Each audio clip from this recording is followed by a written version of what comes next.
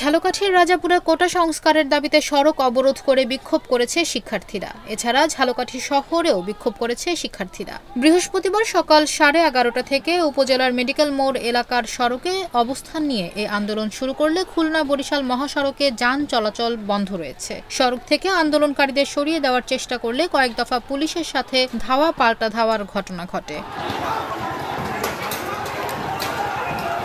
সকাল থেকে সড়ক যোগাযোগ বন্ধ থাকায় ভোগান্তিতে পড়েছে দক্ষিণ পশ্চিমাঞ্চলের হাজার হাজার যাত্রী। এই আন্দোলনে উপজেলার বিভিন্ন শিক্ষা প্রতিষ্ঠানের শিক্ষার্থীরা অংশ নেয়। কয়েকটি প্রতিষ্ঠানের শিক্ষকরাও একাত্মতা ঘোষণা করেছে।